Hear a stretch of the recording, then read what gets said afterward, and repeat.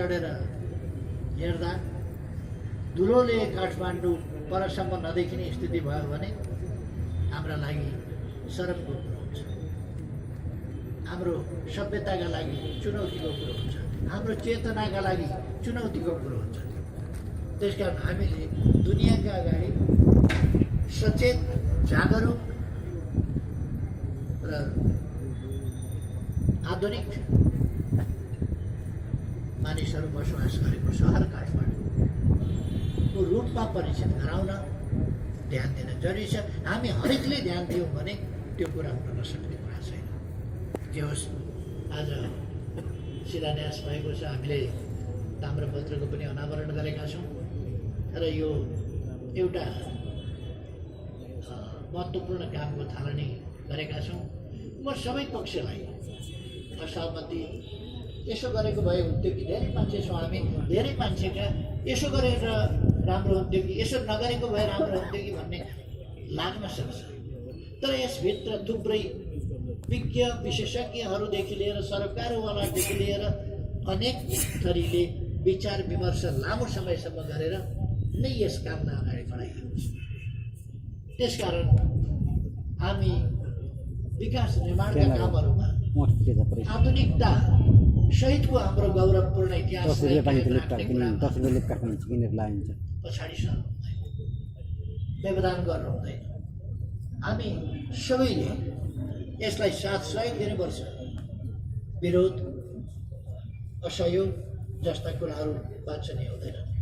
त्यसकारण म सबैलाई आग्रह गर्न चाहन्छु, यस कामलाई, यस अभियानलाई समर्थन गरौँ, यस अभियानमा एकजुट हौँ, साथ दिउँ।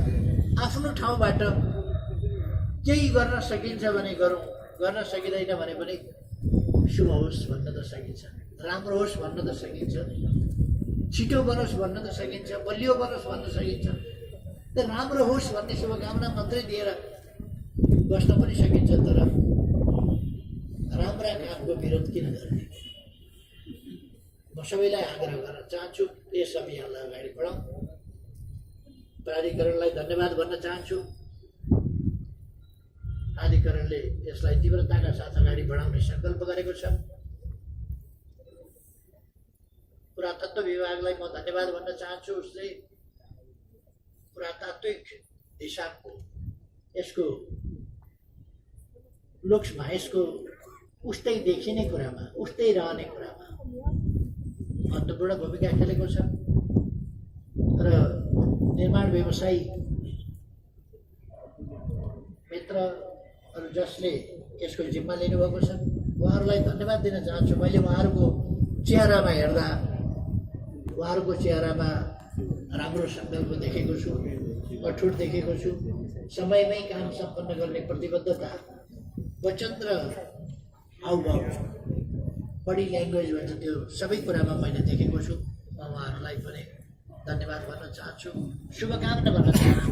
यस काममा सफलता मिलोस्। यहाँहरू सबैलाई म धेरै धेरै धन्यवाद भन्न चाहन्छु। कमसेकम यो